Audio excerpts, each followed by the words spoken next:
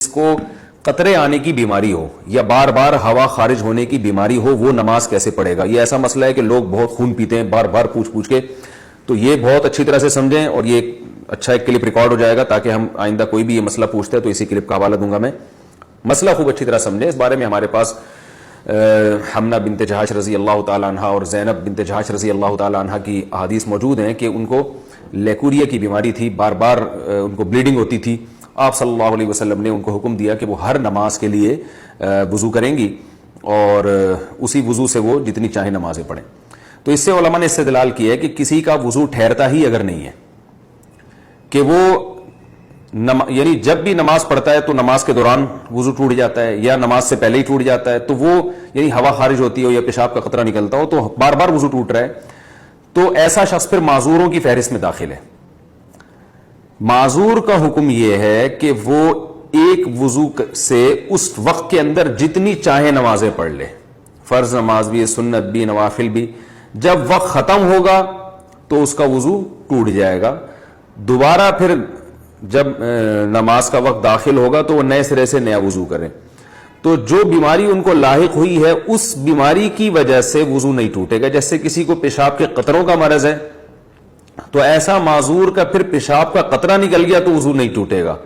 ہاں ہوا خارج ہوئی تو وضو ٹوٹ جائے گا. اور اگر کوئی ہوا کا مریض ہے، اور میری چونکہ تھوڑی سی مزاح کی بھی عادت ہے، ہمارے مدرسے میں کچھ طلبہ ایسے تھے جن کو کوئی بیماری تھی، وہ نا ان کی ہوا بہت خارج ہوتی تھی تو ان کو وہ الگ سے وہ نماز پڑھتے تھے.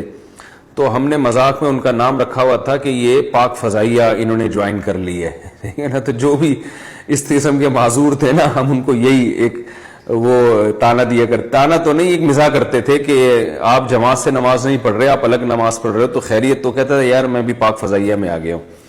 تو یہ مزاح ہوتا تھا ان کے ساتھ، اس کو مزاح ہی سمجھیں، کچھ اور نہ سمجھیں. تو ہوا بار بار خارج ہوتی ہے. ایک تو پاک فضائیہ وہ ہے جو واقعی پاک فضائیہ ہے، جو ایئر فورس ہے ہماری، وہ تو ہمارے لیے قابل فخر ہے. یہ فضائیہ سے مراد وہ والی فضا نہیں ہے، یہ کوئی اور والی فضا مراد ہے اس سے. تو بار بار کسی کی ہوا اگر خارج ہو رہی ہے، بار بار پیشاب کا قطرہ خارج ہو رہا ہے اور نماز کے دوران بھی قطرہ خارج ہو جاتا ہے، تو پھر اس کے لیے حکم یہی ہے کہ وہ اسی وضو سے جتنی چاہے نمازیں پڑھے. جب نماز کا وقت ختم ہوگا، نیا وقت داخل ہوگا تو نئے وضو سے پھر وہ نئی نمازیں، وہ جتنی نمازیں چاہے پڑھیں گا. یعنی ایک وضو سے وہ اگلے وقت کی نمازیں نہیں پڑھ سکتا بس، لیکن کسی اور وجہ سے وضو ٹوٹا تو ٹوٹ جائے گا. اب یہ کہ معذوروں کی فہرست میں داخل کب ہوگا یہ سمجھیں. کسی بھی شخص پر کوئی ایک نماز کا پورا وقت ایسا آ جائے کہ جس پورے وقت میں کوشش کے باوجود وہ باوضو ہو کے نماز نہ پڑھ سکے، تو جب یہ اس کنڈیشن میں وہ آئے گا تو وہ معذوروں کی فہرست میں داخل ہو جائے گا. مثال کے طور پر مغرب اور عشاء کا وقت بہت تھوڑا ہوتا ہے، اس مغرب اور عشاء کے تو درمیان کا وقت ہے، فرض کریں وہ 1.5 گھنٹے کا وقت تھا مغرب اور عشاء کے درمیان.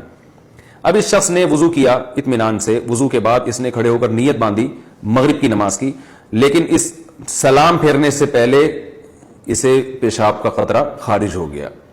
تو یہ دوبارہ جائے گا، وضو کرے گا، ٹھیک ہے نا. پھر دوبارہ جب نماز کی نیت باندھتا ہے تو اسے پتا ہے کہ میں سلام پھیرنے سے پہلے پھر قطرہ خارج ہو جائے گا، یا پتا تو نہیں ہے لیکن عملاً ایسا ہو گیا. تو پورا ٹائم اس کو ٹائم نہیں مل رہا کہ وضو کر کے نماز پڑھ سکے. تو جب بھی ایک دفعہ ایسا ہوگا تو ایک دفعہ ایسے ہونے کے بعد شریعت اس پہ معذور ہونے کا حکم لگا دے گی. یہ معذور کا مطلب بھائی یہ وضو کر کے نماز پڑھ ہی نہیں سکتا.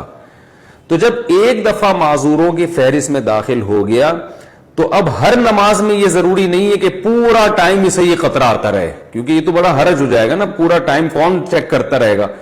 تو ایک دفعہ جب معذوروں کی فہرست میں داخل ہو گیا تو اب وہ ہمیشہ کے لیے معذوروں ہی کی فہرست میں رہے گا.